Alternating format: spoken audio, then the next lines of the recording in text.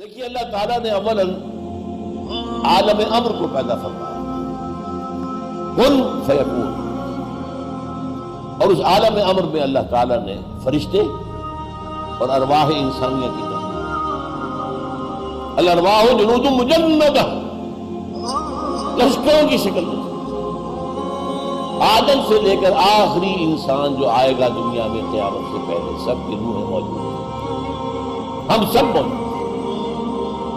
سمجھ رہے اس بات کو؟ تبھی اللہ نے عہد لیا تھا الست بربکم قالوا بلا، کیا میں ہی تمہارا آقا اور رب نہیں ہوں؟ ہم سب نے عہد کیا تھا یقین پروردگار تو ہی ہمارا رب۔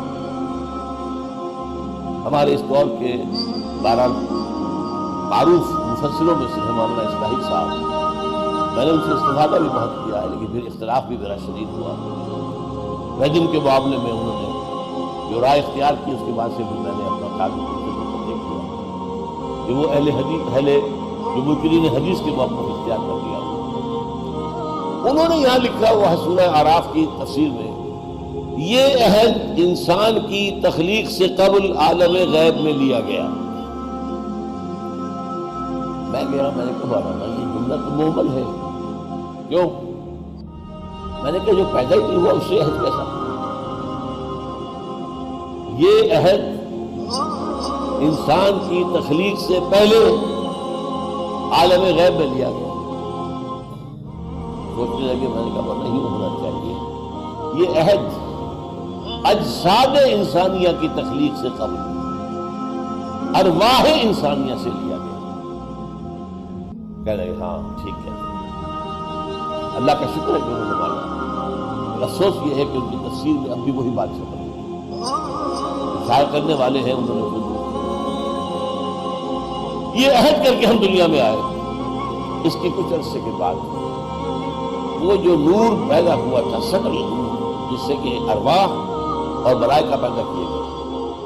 حدیث یہ ہے حضرت عائشہ کی، ان اللہ خلق الملائکہ من النور۔ اس کے بعد بگ بینگ وہ آپ کو آج معلوم ہے، بہت بڑا دھماکہ ہوا، اور اس دھماکے کے نتیجے میں اسی نور میں ناری ذرات پیدا ہوئے، آگ کے ذرات، ٹریلین ڈگری فارن ہائٹ ان کا ٹیمپریچر، اور دوڑ رہے تھے، بھاگ رہے تھے، فوٹونز کہلاتے ہیں۔ انہی فوٹونز سے پھر گیلیکسیز بنی ہیں، پھر یہ ستارے بنے ہیں، سیارے بنے ہیں۔ اور یہ بات نوٹ کر لیجیے، اس لیول پر اس آگ سے جنات کی تخلیق ہوئی۔ قرآن کہتا ہے وَالْجَانَّ خَلَقْنَاهُ مِنْ قَبْلُ مِنْ نَارِ السَّمُومِ، انسانوں کی تخلیق سے بہت پہلے جنات کی تخلیق ہوئی ہے، اور آگ سے ہوئی ہے، آگ کی لپٹ، آگ کی لو، یہ قرآن سے ثابت ہے۔ اس کے بعد جب یہ ٹھنڈے ہونے شروع ہوئے کرے، اور ہماری یہ زمین ٹھنڈی ہوئی، اس میں سے بخارات نکلے، نتیجہ کیا نکلا؟ فضا پیدا ہو گئی، گیسز اسی زمین سے نکلے ہوئے، اور نمبر 2 سکڑ گئی، کہیں اونچی کہیں نیچی، پھر ہزارہ برس تک بارش ہوتی نہیں، اور یہ بڑے بڑے سمندر ہو جاتے ہیں۔ اور یہ بھی قرآن کے اندر مذکور ہے، کان عرشہ علی الماء، اس وقت تک ظاہر بات ہے کہ دنیا میں کوئی اور مخلوق نہیں تھی، کوئی حیوان، کوئی سمندری، کوئی مچھلی، کوئی انسان، کوئی جانور، کوئی زمین اور پانی، زمین اور پانی، وکان عرشہ علی الماء۔ وہاں سے پھر انسان کی تخلیق کا عمل شروع ہوا۔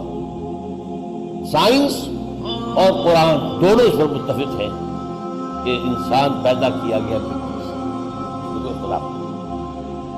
نکلے دی کرسٹ آف دی ارتھ۔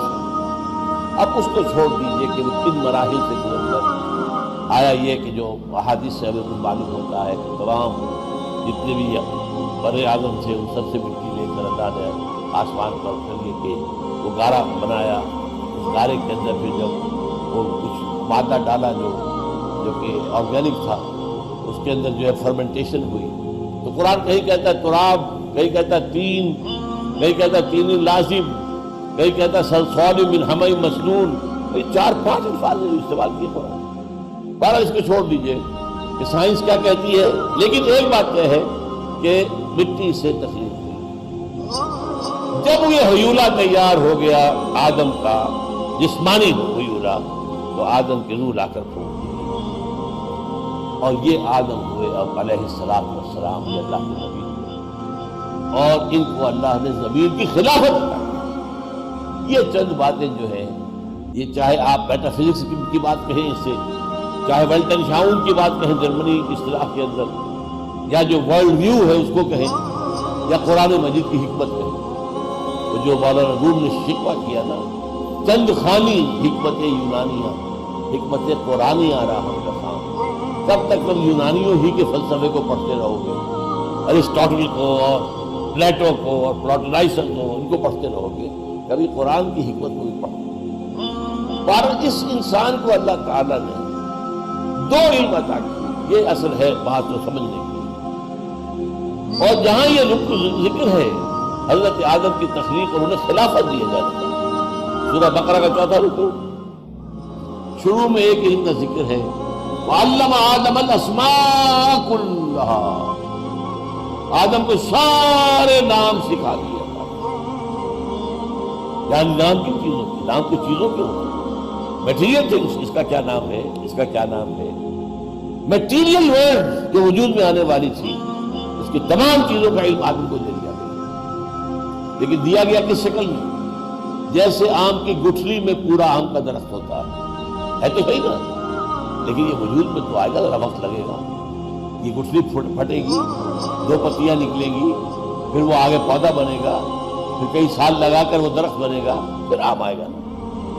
ایک آدم میں امر ہے، وہاں وقت کوئی نہیں لگتا، نو ٹائم انوالوڈ، انما امرہ اذا اراد شیء فانما یقول له کن فیکون، نو ٹائم۔ لیکن عالم خلق کے اندر وقت لگتا ہے۔ رحم مادر میں بھی بچہ جو ہے 9 مہینے لیتا ہے تب وہ انسانی شکل میں آتا ہے، آم کا درخت بھی کچھ سال لے گا تب وہ واقع ہوگا۔ عالم خلق میں ٹائم انوالوڈ ہے، اور آسمان و زمین کی تخلیق 6 دنوں میں، ابھی دن کون سے؟ یہ تو ہم سمجھ نہیں سکتے، یہ دن یونیورسل ڈیز، ایک تو ہمارا دن ہے، سورج کا، ہماری زمین کا ایک چکر جو 1 دن ہو گیا، لیکن یہ کہ اس پورا ہمارا جو ایک سلسلہ ہے سولر، اس پورے سولر سسٹم کے دن کا کیا ہوگا، جبکہ یہ پورا سولر سسٹم ایک چکر مکمل کرے اس کا 1 دن بنے گا، گلیکسی کا 1 دن کیا ہوگا، کیا بتا سکتے؟ تو قرآن اسی لیے کہتا ہے اللہ کا عام دن جو ہے وہ 10,000 برس کا ہے، 1000 برس کا ہے، اور ایک جگہ 25,000 برس کا، 50,000 برس کا بھی۔ بہرحال اس میں جو تخلیق ہوئی تو پھر آدم کو ایک آنکھ تو یہ دے دی گئی دنیا کا علم حاصل کرنے کے لیے، اور دوسری آنکھ دی گئی وحی سے استفادے کے لیے، وَإِمَّا يَأْتِيَنَّكُم مِّنِّي هُدًى فَمَن تَبِعَ هُدَايَ فَلَا خَوْفٌ عَلَيْهِمْ وَلَا هُمْ يَحْزَنُونَ۔